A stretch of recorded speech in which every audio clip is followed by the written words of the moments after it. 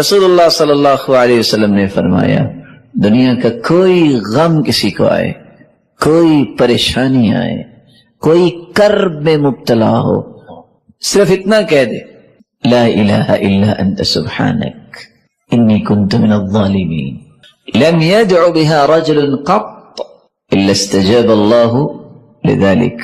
اتنا کہنے والا جس غم اور پریشانی کے لیے کہے گا اللہ اس کی دعا کو رد نہیں فرمائیں گے، وہ غم دور ہو جائے گا۔ اور رسول اللہ صلی اللہ علیہ وسلم نے فرمایا اللہم انت ربی لا الہ الا انت خلقتنی وانا عبدک وانا على عهدك ووعدك ما استطعت اعوذ بك من شر ما صنعت ابوء لك بنعمتك علي وابوء بذنبي فاغفر لي فانه لا يغفر الذنوب الا انت۔ اتنے کلمات کو کہہ دے، زندگی کا کوئی غم جو ہے اللہ اس کو خوشی میں تبدیل کر دیں گے، کسی پریشانی کو اللہ تعالیٰ راحت میں تبدیل کر دیں گے۔ تو رسول اللہ صلی اللہ علیہ وسلم کا لایا ہوا دین عبادت، اس سے انسان کی دنیا بھی بنتی ہے اور آخرت بھی بنتی ہے۔ آپ نے سنا ہوگا نیک لوگ کہتے ہیں اور ہم بھی چاہتے ہیں کہ ایسی بات کہیں، کوئی پریشان ہو اس کو کہا کریں، درود پڑھا کریں اللهم صل على محمد وعلى آل محمد كما صليت على إبراهيم وعلى آل إبراهيم إنك حميد مجيد اللهم بارك على محمد وعلى آل محمد كما باركت على إبراهيم وعلى آل إبراهيم إنك حميد مجيد۔ وہ آگے سے کیا کہتا ہے؟ میرے غم ختم نہیں ہوتے اور آپ کہہ رہے ہیں درود پڑھیں۔ ارے بھائی غم ختم کرنے کا ہی تو علاج ہے۔ صحابی اللہ کے رسول کے پاس آئے، اللہ کے رسول صلی اللہ علیہ وسلم میں دعا کرتا ہوں اور درود بھی پڑھتا ہوں، تہائی حصہ درود پڑھتا ہوں، ٹھیک ہے؟ فرمایا فَإِن زِدْتَ فَهُوَ خَيْرٌ لَكَ، یہ بھی اچھا ہے لیکن اگر اس سے زیادہ پڑھ لو تو اور اچھا ہے۔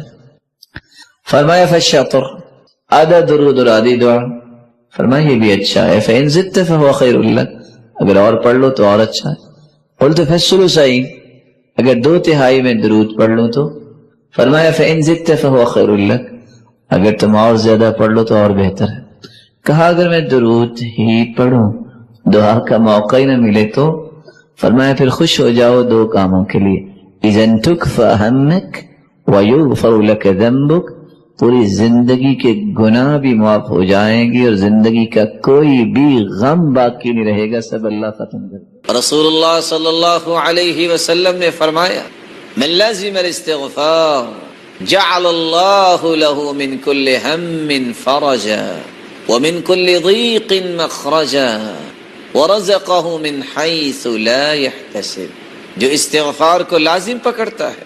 اور دوسری روایت کے لفظ من اکثر الاستغفار، جو کثرت سے استغفار کرتا ہے اس کی بخشش تو ہوگی قیامت کے دن، اللہ انعامات سے تو نوازیں گے، لیکن دنیا میں بھی اللہ رب العزت اس کے غم کو خوشی میں تبدیل فرما دیتے ہیں اور اس کی تنگی کو آسانی بنا دیتے ہیں، اور اللہ رب العزت وہاں سے اس کو رزق عطا کرتے ہیں دنیا میں جہاں سے اس کا گمان بھی نہیں ہوتا۔ اور قرآن مجید میں اللہ رب العزت اس لیے فرماتے ہیں نوح علیہ السلام کی حکایت کرتے ہوئے فَقُلْتُ اسْتَغْفِرُوا رَبَّكُمْ إِنَّهُ كَانَ غَفَّارًا يُرْسِلِ السَّمَاءَ عَلَيْكُمْ مِدْرَارًا وَيُمْدِدْكُمْ بِأَمْوَالٍ وَبَنِينَ وَيَجْعَلْ لَكُمْ جَنَّاتٍ وَيَجْعَلْ لَكُمْ أَنْهَارًا مَا لَكُمْ لَا تَرْجُونَ لِلَّهِ وَقَارًا۔ تم استغفار کر لو، اللہ رب العزت تمہارے گناہوں کو معاف فرما دیں گے۔ یہ پانی انسانی زندگی کا راز ہے، تم پہ موسلا دھار بارشیں اللہ برسائیں گے۔ تم مال و دولت کی قلت کی شکایت کرتے ہو، استغفار کر لو، اللہ رب العزت تمہیں مال و دولت میں فراوانی عطا فرمائیں گے۔ تم اولاد کی نعمت کو ترستے ہو، استغفار کر لو، اللہ تمہیں اولاد کی نعمت سے نواز دیں گے۔ تم پھلوں سے ترستے ہو، اللہ تمہیں باغات کا مالک بنا دے۔ تم پانی کی بوند بوند سے ترستے ہو، اللہ رب العزت تو تمہارے لیے نہریں جاری کر دے گے، نہروں کا بندوبست فرما دیں گے۔ تو تمہیں کیا ہو گیا ہے پھر بھی تم اللہ رب العزت کے وقار کو نہیں سمجھتے؟ اور دوسری جگہ اللہ رب العزت فرماتے ہیں وَأَنِ اسْتَغْفِرُوا رَبَّكُمْ ثُمَّ تُوبُوا إِلَيْهِ يُمَتِّعْكُمْ مَتَاعًا حَسَنًا إِلَى أَجَلٍ مُّسَمًّى۔ استغفار تم کر لو، جب تک زندہ رہو گے اللہ تمہیں سکون اور وقار کی زندگی نصیب فرما دیں گے۔ اور تیسری جگہ اللہ رب العزت فرماتے ہیں وَيَا قَوْمِ اسْتَغْفِرُوا رَبَّكُمْ ثُمَّ تُوبُوا إِلَيْهِ يُرْسِلِ السَّمَاءَ عَلَيْكُمْ مِدْرَارًا وَيَزِدْكُمْ قُوَّةً إِلَى قُوَّتِكُمْ وَلَا تَتَوَلَّوْا مُجْرِمِينَ۔ اللہ رب العزت ہود علیہ السلام کی قوم کے متعلق حکایت کر رہے ہیں کہ اللہ کے پیارے پیغمبر نے کہا ہے میری قوم استغفار کر لو، اللہ تمہیں موسلادھار بارشوں سے نواز دیں گے۔ اگر کوئی کمزوری محسوس کرتے ہو تو تمہاری کمزوریوں کو اللہ قوتوں میں تبدیل فرما دیں گے۔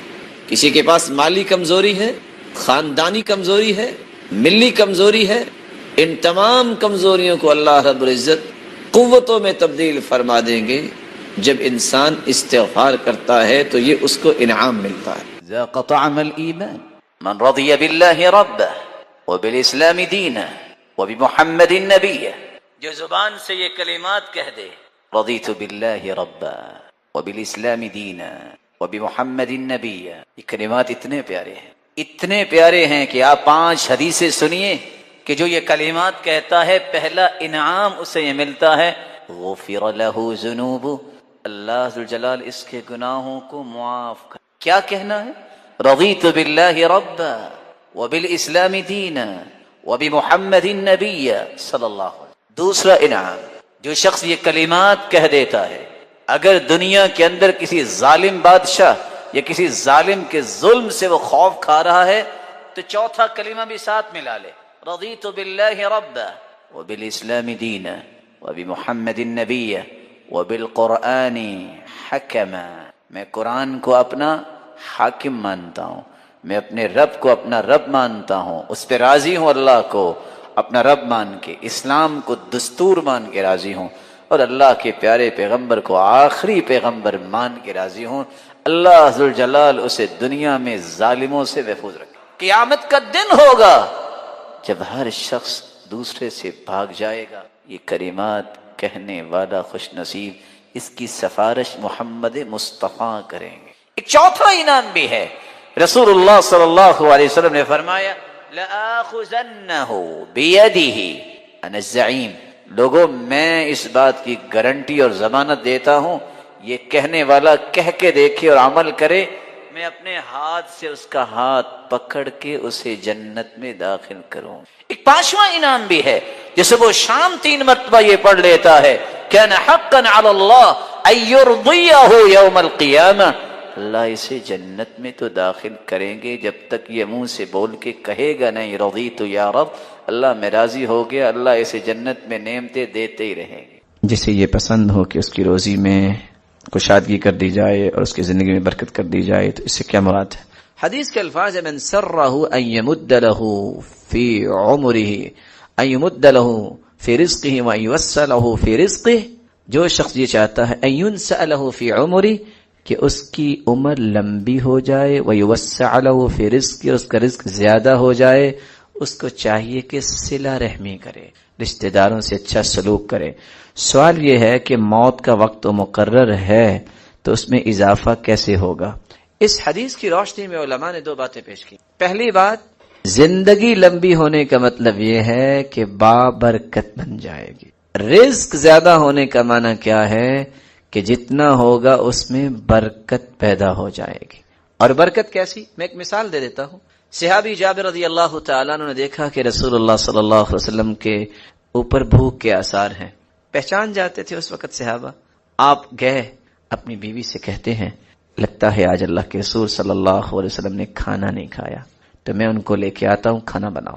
جا کے فسررتہ فی اذنہ، چپکے سے کان میں کہا سرتاج رسول آج آپ کھانا ہمارے پاس کھائیے گا، کیونکہ بیوی نے یہ بتایا تھا کہ صرف بچوں کے لیے کھانا ہے۔ آپ نے کہا اچھا ایھا الناس یا اہل الخندق ان جابرا قد صنع لکم سؤرا، آپ کے بھائی نے آج دعوت کی ہے، فہیّا اہلا، آجو سارے۔ اور لوگ کتنے تھے؟ 1000۔ کتنے تھے؟ اللہ اکبر۔ جب وہاں پہنچے تو دیکھا یہ کیا، اب یہ چند روٹیاں کیسے پوری آئیں گی؟ آپ نے فرمایا جو آٹا ہے اس پہ کپڑا ڈال لو، بسم اللہ پڑھ کے شروع کرو، نادی الخبازہ، اور ایک روٹیاں پکانے والی اور بھی بلاؤ۔ کہا اللہ کے رسول صلی اللہ علیہ وسلم یہ تو میری بیوی پکا لے گی۔ کہا نادی الخبازہ، ایک اور بناؤ۔ کیا ہوا؟ وہ آٹا لے کے روٹیاں پکاتی گئی، صحابہ کھاتے گئے، سب نے کھا لیا اور ابھی تک کھانا بچا ہوا تھا۔ برکت کس نے دی؟ اس رب نے۔ برکت جب کسی مال میں آ جاتی ہے نا تو پھر میرے محترم معمولی مال بھی بہت زیادہ لگتا ہے۔ بے برکتی جب آئے تو کروڑوں کا مالک ہو تو وہ روتا ہی نظر آتا ہے۔ پتہ کیا کہے گا؟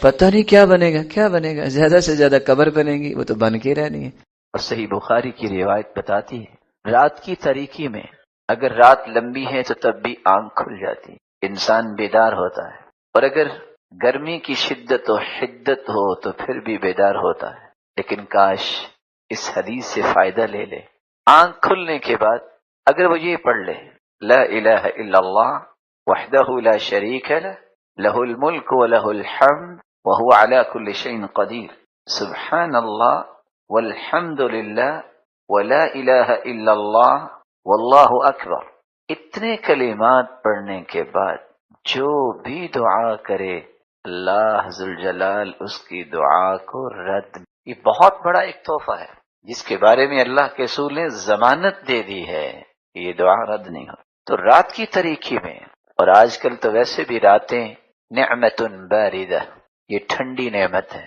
اتنی لمبی رات ہے، انسان اگر وقت پہ سوتا ہے تو انسان کس طرح خوشی سے ہی صبح کی نماز سے پہلے 1 گھنٹہ 1.5 گھنٹہ پہلے بیدار ہو سکتا ہے، اور اگر ایمانی حرارت ہو تو نیند تو آتی نہیں ہے۔ انسان کو اللہ کے سامنے کھڑے ہونے کی لذت سے آشنائی ہو جائے تو پھر تو وہ جب تک کھڑا نہیں ہوتا اس کے لیل و نہار میں سکون بھی نہیں آتا۔ یہی وجہ ہے کہ ان راتوں کو استعمال کیجئے۔ سب سے پہلے اپنی ہدایت کی دعا کیجیے، اپنے والدین کے لیے دعا کیجیے، اپنی اولاد کے لیے دعا کیجیے، اور یہ ایک بہت بڑا موقع ہے کہ ہم اپنے والدین کے ساتھ بھی احسان کریں دعا کے ساتھ، اور اپنی اولاد کا حق بھی ادا کریں، ان کی اصلاح کے لیے دعا کریں۔ رسول اکرم صلی اللہ علیہ وسلم نے ایک مطلق حکم دے دیا کہ اس وقت کو استعمال کرو، اور میں بھی آپ سے کہوں گا مجھے اور آپ کو اس بات کی بہت ضرورت ہے کہ ہم سب سے پہلے اپنے متعلق دعا کریں، اور دعا کیا کریں؟ سب سے بڑی دعا یا مقلب القلوب ثبت قلبی علی دینی، اے دلوں کے پھیرنے والے ہمارے دلوں کو دین پہ جما دے، دین سے ہمیں دور نہ کرنا۔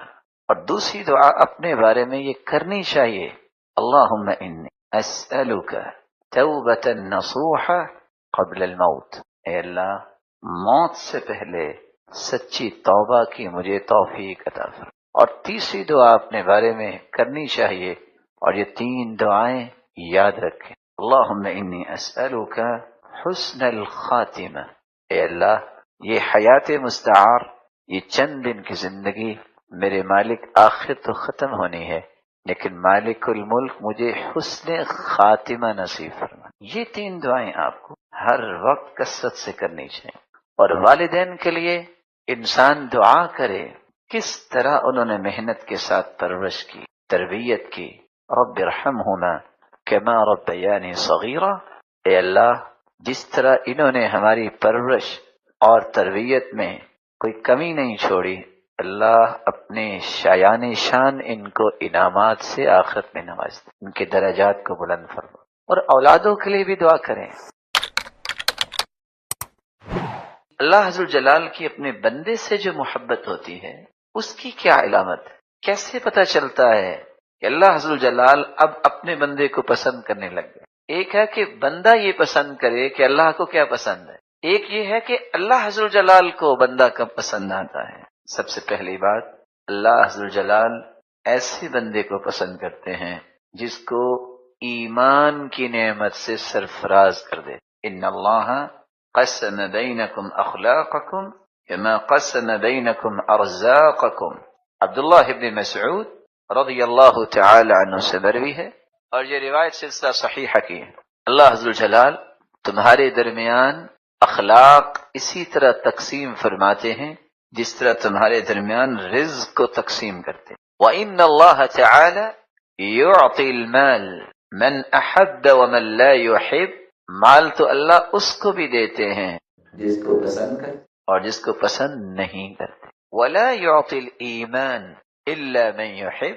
لیکن ایمان کی دولت صرف اس کو عطا کرتے ہیں جس کو اللہ پسند کرے۔ تو ایمان کی نعمت جس انسان کو مل جائے یہ اللہ کا پسندیدہ ہے، اس کو اللہ نے اپنا محبوب بنا لیا۔ رسول اکرم صلی اللہ علیہ وآلہ وسلم نے دوسری ایک نشانی بیان کی ہے، اور یہ روایت قتادہ بن نعمان رضی اللہ تعالی عنہ سے ہے، صحیح الجامع کی روایت ہے۔ اذا احب اللہ عبدا حماہ الدنیا كما يظل احدكم يحمي سقيمه الماء۔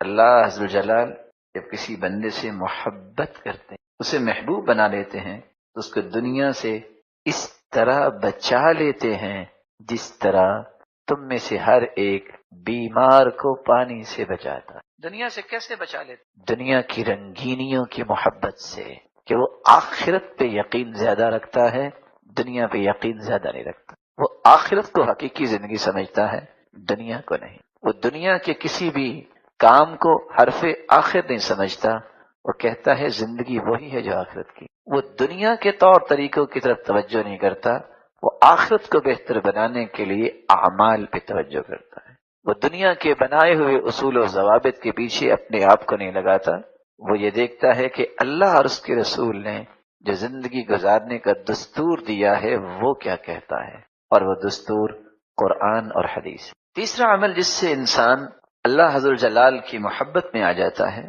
اور شاید کہ یہ آج کے معاشرے میں تھوڑا سا مشکل ہے، لوگ اس بات کو سمجھنے سے قاصر ہیں، اللہ حضر جلال جس کو پسند کرتے ہیں تو پھر اس کی آزمائش بھی کرتے ہیں۔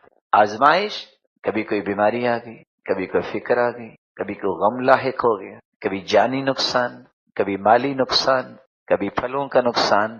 یہ اللہ حضر جلال جب کسی سے محبت کرتے ہیں تو پھر اس کی آزمائش کرتے ہیں۔ اور قرآن مجید میں اللہ حضر جلال نے اس لیے فرمایا ہے، احسب الناس ان يتركوا ان يقولوا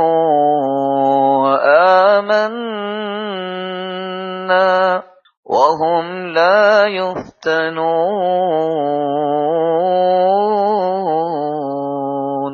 وَلَقَدْ فَتَنَّا الَّذِينَ مِن قَبْلِهِمْ وَلَيَعْلَمَنَّ اللَّهُ الَّذِينَ صَدَقُوا وَلَيَعْلَمَنَّ الْكَاذِبِينَ۔ کیا لوگوں کا یہ گمان ہے کہ انہوں نے کہہ دیا کہ ہم ایمان لائے اور انہیں چھوڑ دیا جائے گا؟ نہیں، وَهُمْ لَا يُفْتَنُونَ، ان کا تو ابھی امتحان ہی نہیں ہوا، ان کی تو آزمائش ہی نہیں ہوئی۔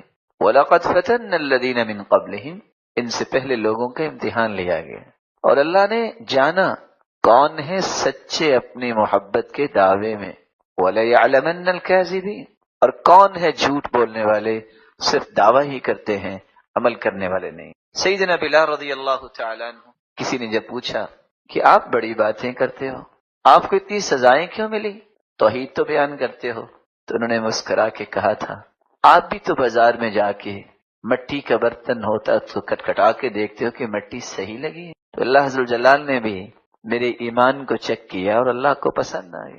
تو اس لیے جس طرح آپ برتن خریدتے وقت بھی چیک کرتے ہو، تو اللہ حضر جلال نے مجھے اپنا محبوب بنانا تھا تو چیک کیا ہے۔ اس میں پریشانی والی کون سی بات؟ تو رسول اکرم صلی اللہ علیہ وسلم کا فرمان ہے، اور یہ روایت صحیح الجامع کی ہے، سیدنا انس بن مالک رضی اللہ تعالی عنہ روایت کے راوی ہے، ان عظم الجزاء مع عظم البلاء، جتنی بڑی آزمائش ہوتی ہے اللہ عز و جلال اتنا ہی بڑا انعام دیتے، وَإِنَّ اللَّهَ إِذَا أَحَبَّ قَوْمًا ابتلاهم، اللہ عز و جلال جب کسی قوم سے محبت کرتے ہیں تو پھر ان کی آزمائش کرتے ہیں، فَمَنْ رَضِيَ فَلَهُ الرِّضَى، جو پھر بھی اللہ سے راضی ہو جائے اللہ پھر آزمائش کے بعد اسے اپنی رضا سے نواز دے، وَمَنْ سَخِطَ فَلَهُ السَّخَطُ، اور جو اللہ عز و جلال کی طرف سے آنے والی کسی مصیبت پہ ناراضگی کا اظہار کرتا ہے اس کو اللہ کی ناراضگی ہی ملتی ہے، آزمائش اللہ کی طرف سے۔ چوتھی نشانی جس سے انسان کو پتہ چلتا ہے کہ میں اللہ کا محبوب بن گیا ہوں، اللہ عز و جلال زمین و آسمان میں اس آدمی کی مقبولیت میں اضافہ فرما دیتے۔ حدیث کیا ہے؟ صحیح بخاری اور صحیح مسلم کی روایت، سیدنا ابو ہریرہ رضی اللہ تعالی عنہ سے مروی ہے، ان اللہ تبارک و تعالی اذا احب عبدا نادى جبریل، اللہ عز و جلال جب کسی سے محبت کرتے ہیں، اللہ کو جب کوئی بندہ پسند آ جاتا نادى جبریل، تو اللہ عز و جلال جبریل کو آواز دیتے ہیں، پھر کیا ہوتا ہے؟ فأخذت السماء رعدا ورجفا، آسمانوں میں زلزلہ آ جاتا ہے، سب فرشتے بے ہوش ہو جاتے ہیں، اللہ کے حکم سے سب سے پہلے جبریل ہوش میں آتے ہیں، اور پھر اللہ عز و جلال جبریل سے کہتے ہیں، اور جبریل کہتے ہیں ماذا یقول ربنا، ہمارے رب نے کیا فرمایا؟ پھر خود ہی کہتے ہیں یقول الحق، اللہ عز و جلال تو حق ہی کہتے ہیں۔ تو سب سے پہلے اللہ اطلاع دیتے ہیں، خبر دیتے ہیں تو جبریل کو، انی احب فلانا فاحبہ، جبریل یہ میرا محبوب ہے، آج کے بعد تم بھی اسے اپنا محبوب بناؤ، محبت کرو اس فیحبہ جبریل، جبریل اس سے محبت کرنے لگ جاتے ہیں، کیونکہ حکم کس کا؟ اللہ کا۔ پھر جبریل آسمان کے دوسرے فرشتوں کو بتاتے ہیں۔ رسول اللہ صلی اللہ علیہ وسلم نے سورۃ الفاتحہ کے بارے میں کتنی خوبصورت باتیں بیان کی۔ سب سے پہلی بات، رسول اللہ صلی اللہ علیہ وسلم نے فرمایا والذی نفسی بیدی، قسم ہے اس ذات کی جس کے ہاتھ میں میری جان ہے، ما انزل فی التوراۃ ولا فی الانجیل ولا فی الزبور ولا فی الفرقان مثلها یعنی القرآن، وإنها لسبع من المثانی والقرآن العظیم الذي اعطیته، اللہ تعالیٰ نے آسمانی اور الہامی کتابوں میں سے نہ تو تورات میں ایسی صورت نازل کی، نہ انجیل میں ایسی صورت نازل کی، نہ ہی زبور میں ایسی کوئی صورت نازل کی، اور نہ ہی قرآن مجید میں ایسی صورت ہے جیسی اللہ تعالیٰ نے سورۃ الفاتحہ کو نازل کر کے اپنی مخلوق پر انعام کیا ہے۔ یہ 7 آیتیں بار بار پڑھی جانے والی ہیں، یہ ام القرآن بھی ہے، قرآن مجید کی ماں کا درجہ اس کو دیا گیا، ام الکتاب بھی ہے، یہ کتاب کی، کتاب اللہ کی ماں کا درجہ دیا گیا اس کو۔ رسول اللہ صلی اللہ علیہ وسلم نے ایک دوسری روایت میں فرمایا کہ سورۃ الفاتحہ یہ ایک بے مثال نور ہے، ایک ایسی روشنی ہے۔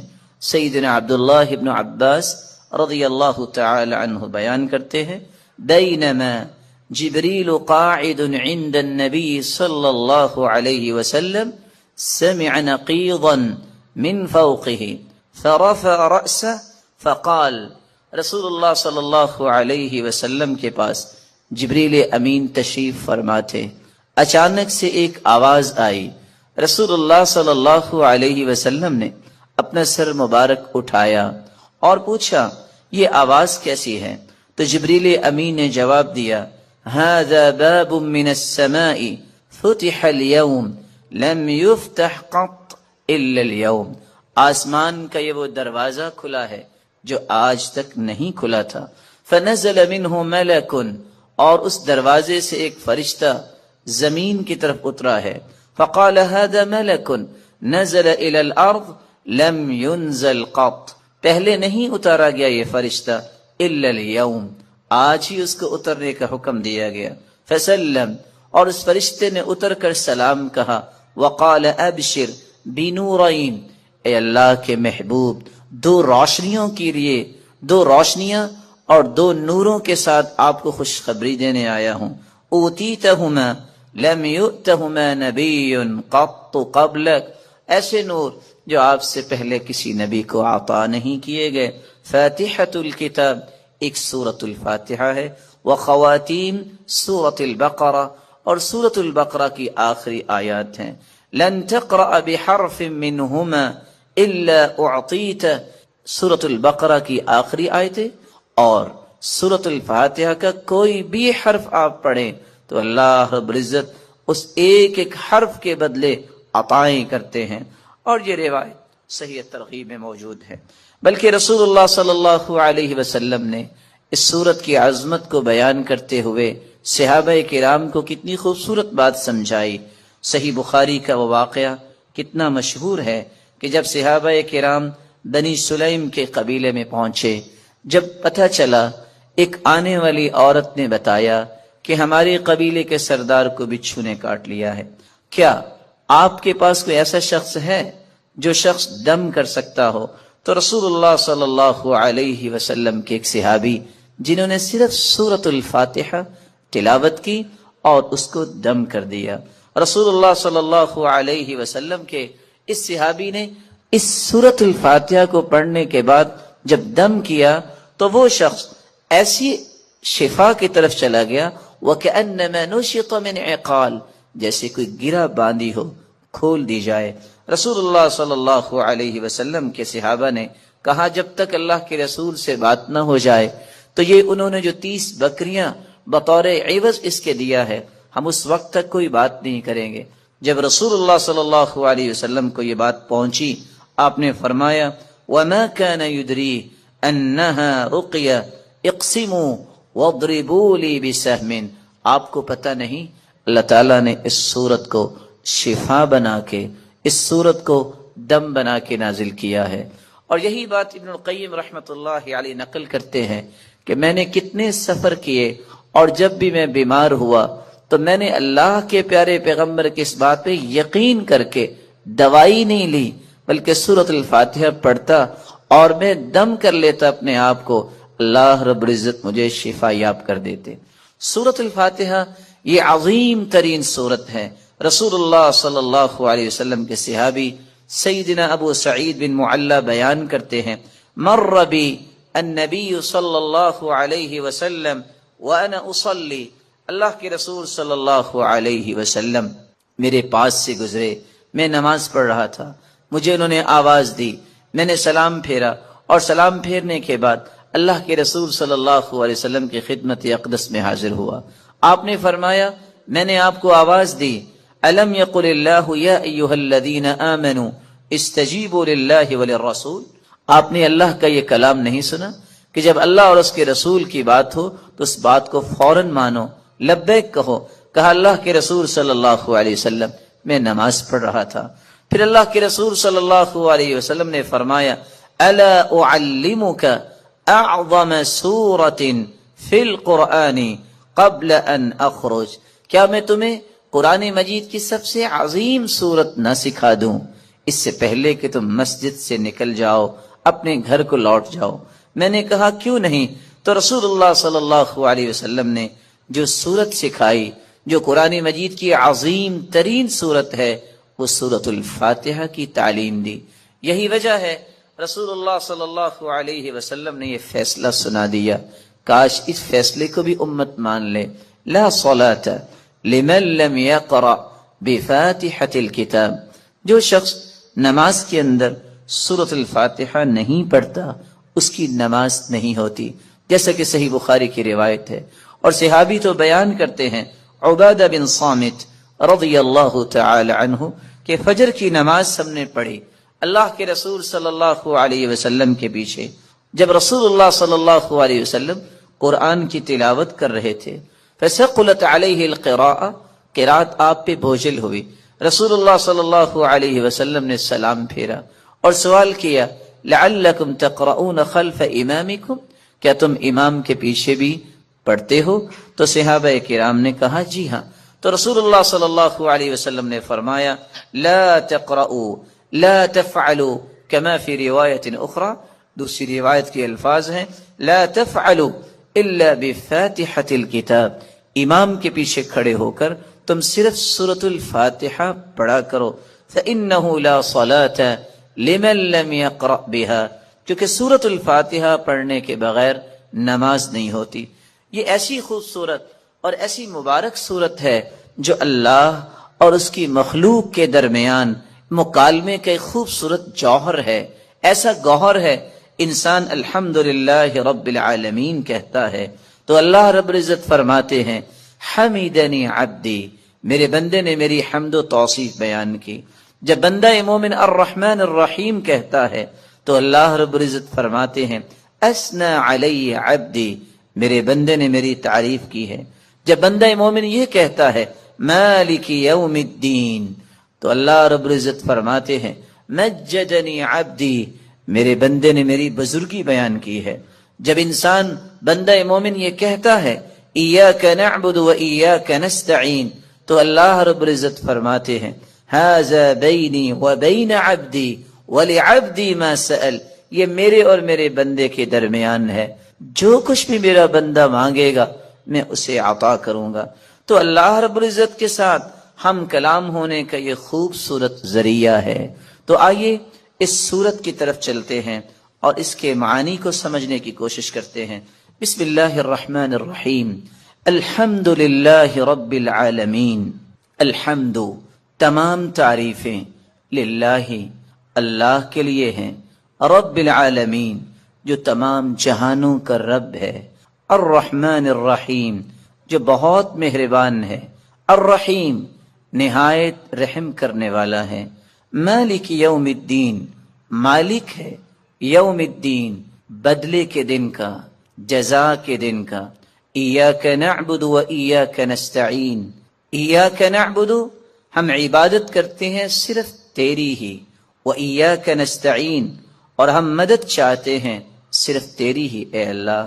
اہدنا الصراط المستقیم، ہدایت دے ہمیں، الصراط المستقیم سیدھے راستے کی، صراط الذین انعمت علیہم راستہ ان کا جن پر تو نے انعام کیا، غیر المغضوب علیہم نہ کہ ان کا راستہ جن پر غضب کیا گیا، ولا الضالین اور نہ ان کا راستہ جو گمراہ ہوئے۔ رسول اللہ صلی اللہ علیہ وسلم کے فرامین کی روشنی میں اس سورت کی 5 باتیں ہمیں یاد رکھنی چاہیے۔ جب رسول اللہ صلی اللہ علیہ وسلم نے فرما دیا کہ سورۃ الفاتحہ کے بغیر نماز نہیں ہوتی تو بندہ مومن کو یہ یقین کر لینا چاہیے، آپ کو 10 دلائل کوئی پیش کر دے، آپ کو 10 کو دلائل پیش کر دے، جب تک سورۃ الفاتحہ آپ نہیں پڑھ لیتے کبھی بھی اس بات پہ اطمینان نہ کیجیے گا کہ میری نماز مکمل ہوئی ہے یا نہیں۔ مکمل اس وقت ہوگی جب سورۃ الفاتحہ کی تلاوت کی جائے گی۔ رسول اللہ صلی اللہ علیہ وسلم کے فرامین کی روشنی میں دوسرا پیغام میرے اور آپ کے لیے یہ ہے کہ یہ سورت شفا ہے، یہ سورت دم ہے، اپنے آپ کو بھی اور اپنی اولاد کو بھی دم کیا کرے، اور اس کے لیے سورۃ الفاتحہ سے بڑھ کر کوئی نسخہ کیمیا، کوئی تریاق نہیں۔ تیسرا پیغام اس سورت کا جو مجھے اور آپ کو سمجھنا ہے کہ اللہ کی تعریف اللہ کو بہت پسند ہے۔ یہی وجہ ہے عبداللہ ابن عباس رضی اللہ تعالی عنہ فرمایا کرتے تھے الحمدللہ ہر شکر کرنے والے کی زبان کا یہ وطیرہ ہے۔ الحمدللہ سب سے پہلے آدم علیہ السلام نے جو کلمہ اللہ نے جب انہیں پیدا کیا، روح ڈالی، تو سب سے پہلا کلمہ جو ان کی زبان پہ آیا وہ الحمدللہ تھا۔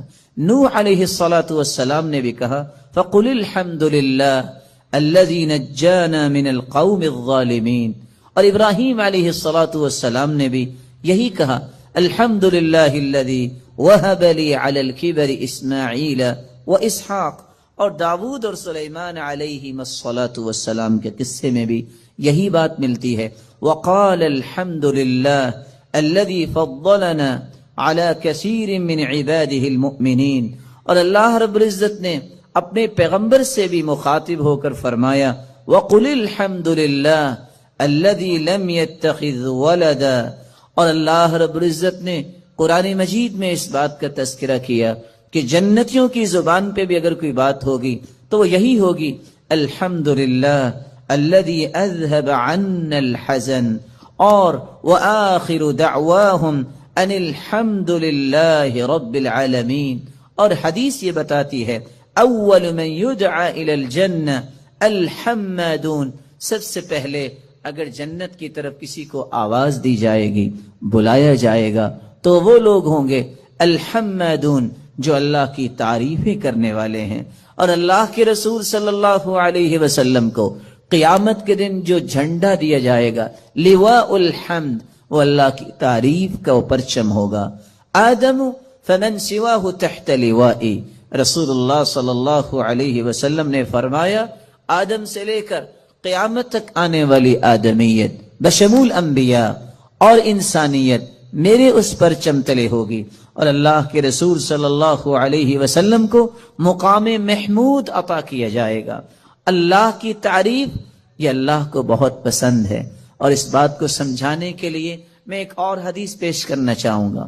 رسول اللہ صلی اللہ علیہ وسلم کے صحابی بیان کرتے ہیں قیامت کو جو ترازو قائم کیا جائے گا، جس ترازو میں نیکیاں اور برائیاں ان کا وزن ہوگا، اتنا بڑا ترازو ہوگا. لو وضعت السماوات والارض ومن فیہن فی کفہ لوسعتہن.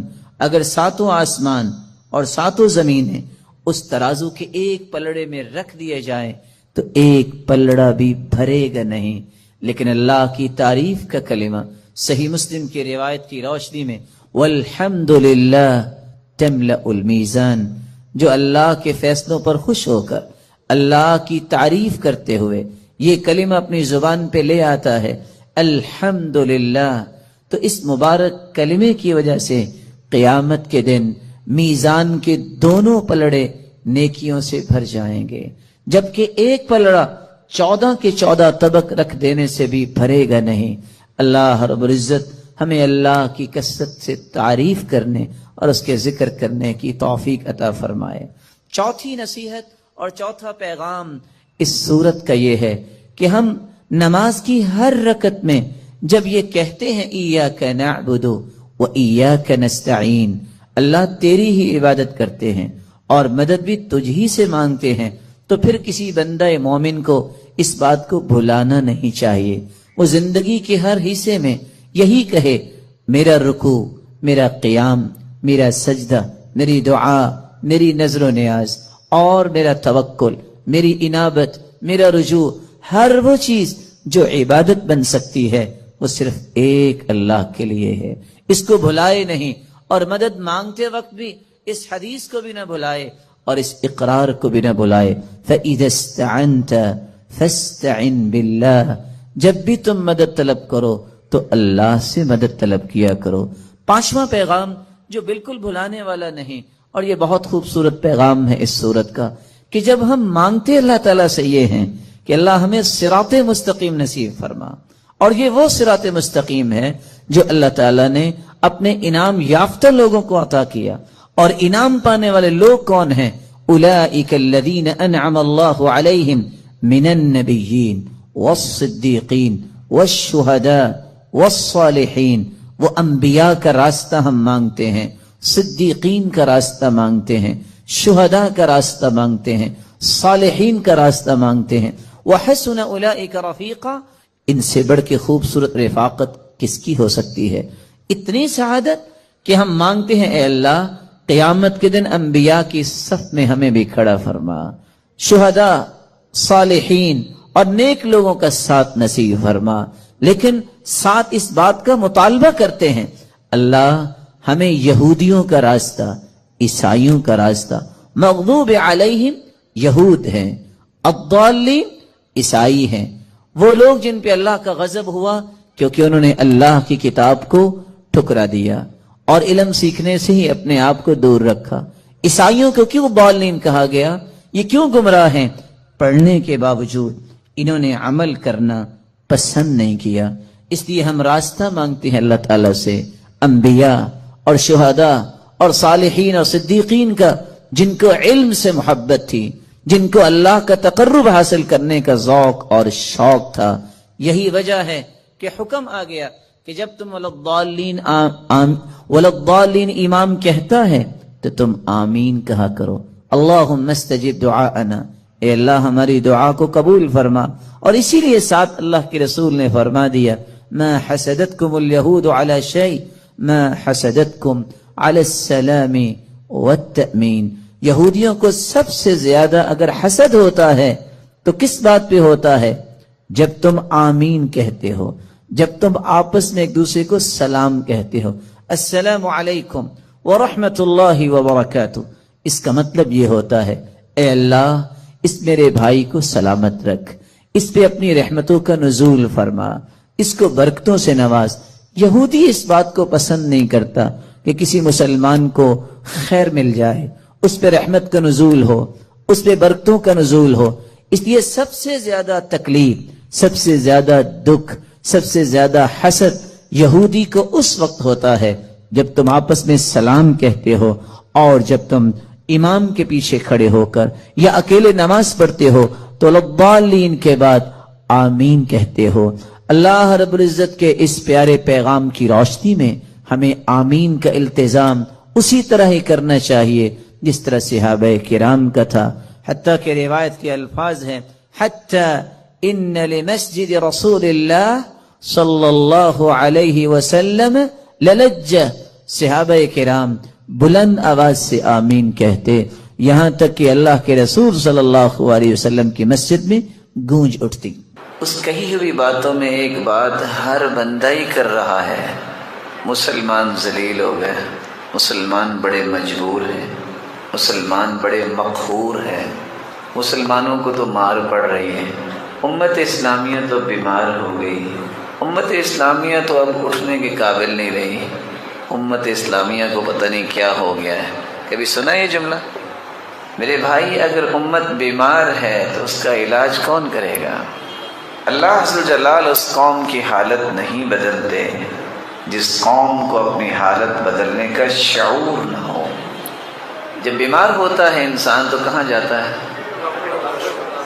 اچھا ڈاکٹر، پڑھا لکھا ڈاکٹر فوراً دوائی دیتا ہے کہ کچھ ٹیسٹ لکھ کے دیتا ہے، رپورٹس دیتا ہے. اس امت کو آپ کسی ڈاکٹر کو پیش کروائیے، وہ چیک کرے کہ اس کو بیماری کیا ہے. مصیبت پتہ کیا ہے؟ ہر بندہ بغیر ٹیسٹ، بغیر رپورٹ یہ کہہ دیتا ہے کہ اصل میں یہ بیماری ہے. یہ غلط ہے. بعض واقعات میں بڑا سبق مل جاتا ہے. وہ بندہ ایک بیچارہ آ رہا تھا، پاؤں سے لنگڑا رہا تھا، تو 3 ڈاکٹر ہی کھڑے تھے. اگر کوئی ڈاکٹر صاحب بیٹھے تو ناراض نہ ہوں. تو ایک ڈاکٹر نے چیک تو کیا نہیں، کہتے لگتا ہے اس کی موچ نکلی ہوئی ہے. یہ آپ نے چیک تو کیا نہیں. دوسرا کہتا نہیں ویسے کوئی پین اٹھی ہوگی جس سے اس سے پاؤں حرکت نہیں صحیح کر رہا. تیسرا کہتا نہیں اس کا نہ کوئی مورا نکل گیا ہوگا.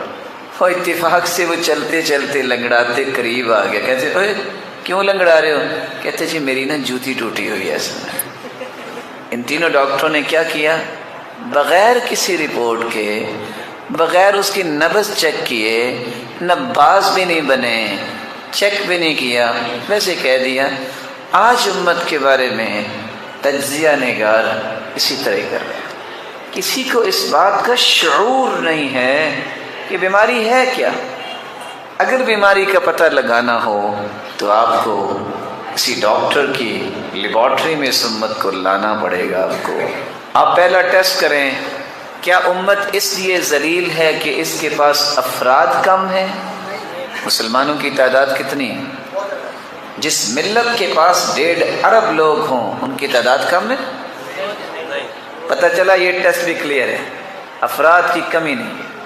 آپ کیا سمجھتے ہیں؟ دوسرا ٹیسٹ کروائیے کہ امت اس لیے ذلیل ہے کہ اس کے پاس مال نہیں ہے. آپ کے علم میں ہونا چاہیے مسلمانوں کے پاس اتنا مال ہے کہ شہزادوں نے اپنے گھر کے واش روم کی ٹیب بھی سونے کی بنا رکھی ہیں، گاڑیاں سونے کی ہیں. اور سب سے قیمتی اور پاورفل جو پیسہ ہے مسلمانوں کے پاس ہے. سب سے مہنگا دینار ہے کہ ڈالر ہے؟ بولیں دینار. پتہ چلا کہ مالی اعتبار سے بھی مسلمان کمزور نہیں ہیں. یہ ٹیسٹ بھی کلیئر.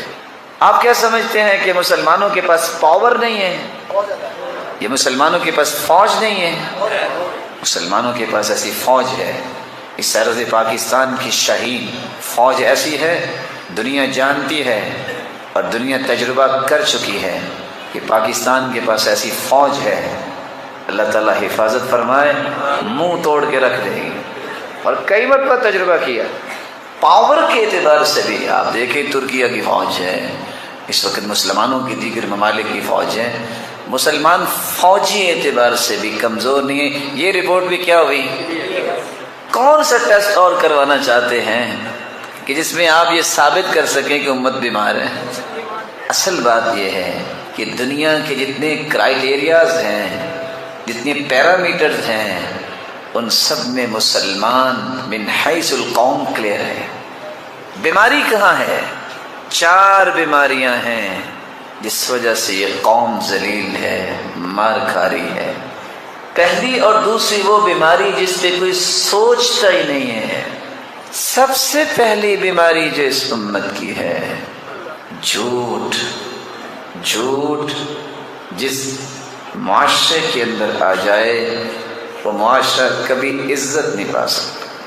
اور آج جھوٹ کتنا ہے آپ سوچ نہیں سکتے. ایسے ایسی باتیں بھی سننے کو ملتی ہیں اور ایسے ایسے کام ہوتے دیکھے ہیں کہ آپ پریشان ہو جائیں گے. بندہ بیٹھا ہے، حتیٰ کہ واش روم میں بیٹھا ہے، کال آ گئی ہے، اس کو یہ بھی ادب نہیں ہے کہ واش روم میں بولا نہیں جاتا، وہاں ہی کال آن کر کے کہتے ہیں بس میں پہنچنے والا ہوں. اس قوم کی حالت یہ ہو، وہ قوم عزت پا سکتی ہے؟ اللہ ناراض ہوتے ہیں، اللہ جلال غضبناک ہوتے ہیں جس نے سطر کھولا ہوا ہو اور وہ باتیں کرے.